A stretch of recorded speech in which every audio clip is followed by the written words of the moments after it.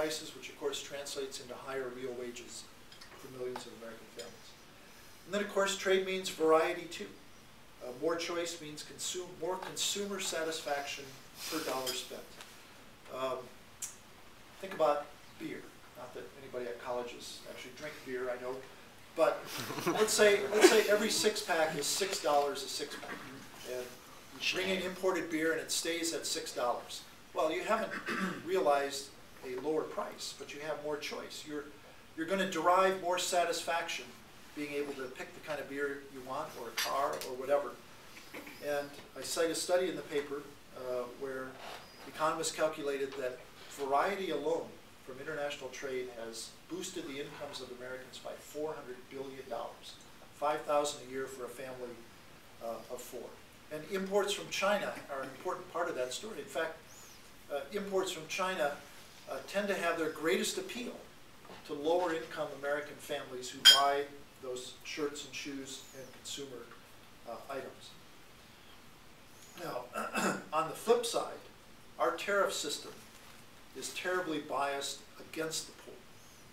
Our highest trade barriers, and I spend the longest chapter of the book towards the end just describing all the remaining trade barriers that our government maintains against our freedom to trade in the world. Our highest remaining trade barriers are aimed at products disproportionately made and grown by poor people abroad and consumed by poor people at home. We're talking staple goods like food and clothing and shoes that make up a proportionally larger part of a family's budget. The $25 billion that our federal government collects each year from tariff revenue is by far and away the most regressive tax that our government imposes. I'm a flat tax guy. I don't want taxes to be progressive. Hear, hear. I don't want them to be regressive. And yet we maintain this tax, and who defends it the most? It's the liberals on the left. They want to keep those barriers high. In fact, opponents of trade liberalization are unwittingly keeping those regressive taxes in place, basically picking the pockets of poor people. The bargains that trade has delivered through Walmart and other big box retailers have done more to help struggling American families get through this recession than any lumbering, expensive stimulus package. So that's a message you won't hear on the floor of Congress anytime soon. Let me touch quickly on a couple of other areas. There's a whole chapter on jobs and living standards. You hear repeatedly that living standards are stagnant, real wages are stagnant and going down. You know, what if President Obama and Lou Dobbs are right? What good are lower prices if you don't have a job? Well, trade is not about more jobs or fewer jobs, it's about better jobs. There's no relationship between trade liberalization and higher or lower unemployment. That's determined by monetary policy, labor market flexibility, the business cycle, these deeper forces in the economy.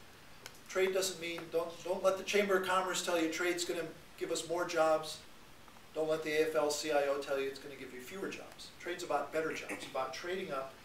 This is comparative advantage, about trading up to those things that we have our natural strengths as a country. It tends to be higher tech, cutting edge industries that use more of our human and physical capital. And that also means we import more lower end products from developing countries.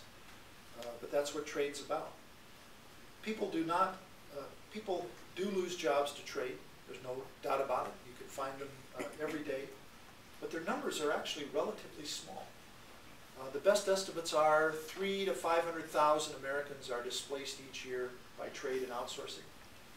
But you have to compare that to the 15 million jobs that even in a typical year when the economy is growing, disappear every year. Of course, we're creating 16 or 17 million new jobs, so we have net job growth, but this tremendous job churn, trade is only contributing about 3% to.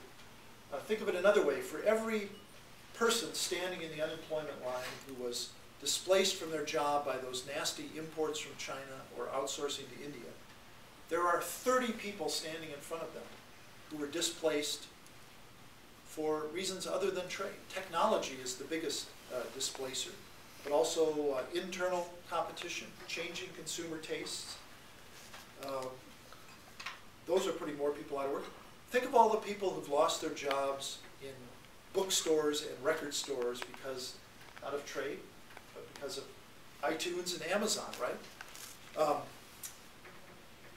Kodak company in Rochester, New York has laid off 30,000 people in the past few years, not because of trade, but because of digital cameras, plunging film sales. Now, this is confession time. How many people in the room own digital cameras? More than one? So maybe you should send an apology note to those workers at Kodak. But seriously, what would we think of a politician who said we need to tax digital cameras, or better yet, ban them to save the middle class jobs at Kodak? We'd think they were crazy. And yet, economically, that's exactly what trade barriers are trying to do. I'm a refugee of the newspaper business. I worked for 12 years on a daily newspaper. I could kind of see the handwriting on the wall, so I got some remedial training at the London School of Economics, and kind of expensive compared to going to, say, a junior college and becoming a welder, but it's worked out okay. Since 2001, 1/4 of newsroom jobs have disappeared. Again, it's not international trade, it's Craigslist and all of you getting your news off the internet instead of subscribing to a newspaper. Just my point being, trade is not the primary or even a major source of job displacement in the United States. And we need to think about trade the way we think about technology, the broader benefits it brings, even though certain people are inconvenienced in the short run. And contrary to common wisdom, expanding levels of trade in recent decades have been accompanied by rising real hourly compensation. If you put benefits and wages together and adjust for inflation, the average hourly compensation of American workers is about 20% more than it was a decade ago.